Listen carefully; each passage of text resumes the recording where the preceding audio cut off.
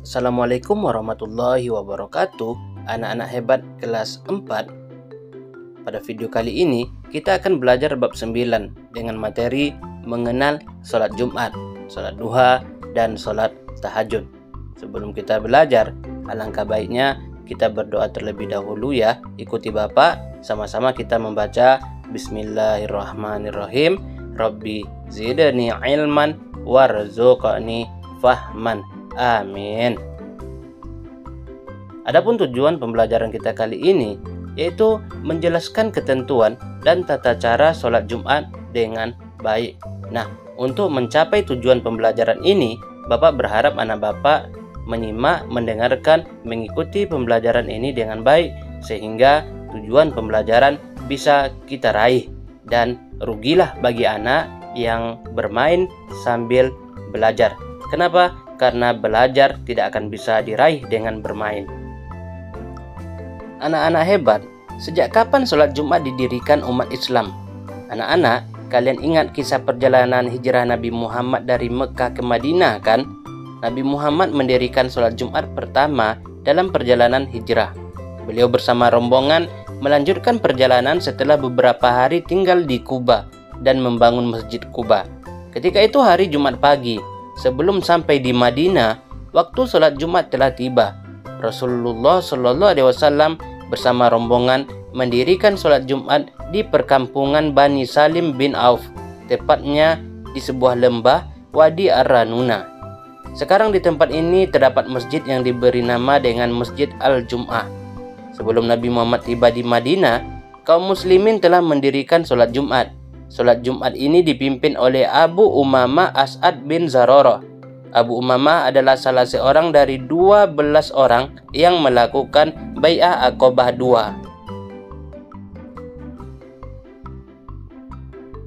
Sholat Jumat adalah sholat 2 rakaat yang dilakukan pada waktu zuhur hari Jumat.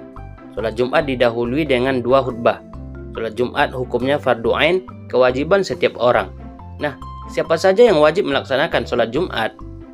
Sholat Jumat diwajibkan bagi beberapa golongan.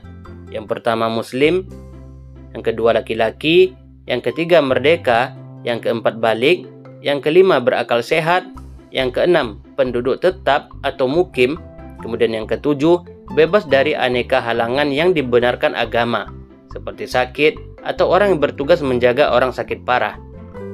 Demikian juga cuaca yang tidak bersahabat, seperti hujan lebat, terik panas matahari, atau dingin yang menyengat. Termasuk juga halangan yang dibenarkan adalah rasa takut terhadap diri, bahkan harta yang dikhawatirkan hilang. Nah, anak-anak hebat, kemudian tidak wajib mengerjakan sholat Jumat bagi beberapa golongan pula. Yang pertama perempuan, yang kedua anak kecil, yang ketiga orang yang sakit, dan yang keempat orang yang musafir atau orang yang sedang dalam perjalanan jauh yang lebih dari 85 km untuk keperluan yang dibolehkan oleh agama. Mereka tidak wajib mengerjakan sholat Jumat, namun tetap wajib melakukan sholat zuhur. Jika mereka ikut mendirikan sholat Jumat, maka sholatnya sah. Kewajiban sholat zuhur bagi mereka menjadi gugur. Mereka tidak perlu lagi melaksanakan sholat zuhur. Nah, anak-anak hebat, bagaimana tata cara sholat Jumat? Ada beberapa hal yang harus dilakukan ketika melaksanakan sholat Jumat. Yang pertama, menyegerakan pergi ke masjid untuk sholat Jumat. Kemudian yang kedua, masuk ke masjid dengan mendahulukan kaki kanan dan berdoa.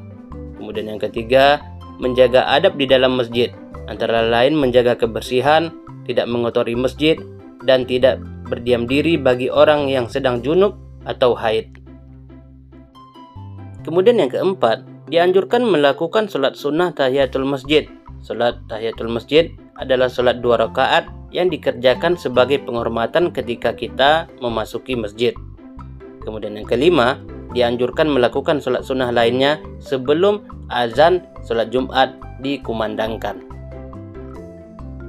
Kemudian yang keenam, ketika masuk waktu sholat zuhur, muazin mengumandangkan azan. Nah, bagaimana sikap kalian jika mendengarkan azan? Ada masjid dengan muazin yang mengumandangkan 1 kali azan sholat Jumat.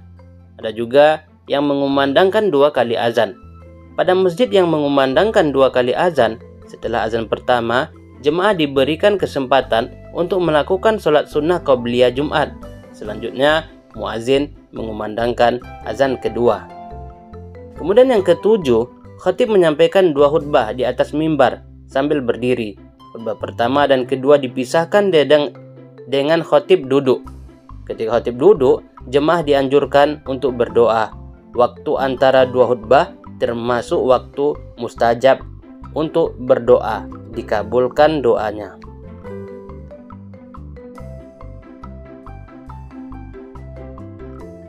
Nah, anak-anak Bapak, yang ke-8 adalah setelah khatib selesai berkhutbah, muazin mengumandangkan iqamah. Kemudian yang ke-9, dalam pelaksanaan sholat berjemaah, meluruskan dan merapatkan saf barisan yang merupakan keutamaan dan kesempurnaan sholat berjemaah, termasuk dalam sholat jemaah Jumat. Yang ke-10, sholat Jumat 2 rakaat dilaksanakan secara berjemaah yang dipimpin oleh seorang imam. Kemudian yang terakhir, setelah melaksanakan sholat Jumat, berzikir dan berdoa. Nah, anak-anak hebat, itulah materi kita hari ini. Semoga anak-anak hebat bisa memahami materi hari ini dan nanti mempraktekkan semua yang telah kita pelajari ketika hari Jumat di masjid dan selalu hadir mengikuti ibadah sholat Jumat.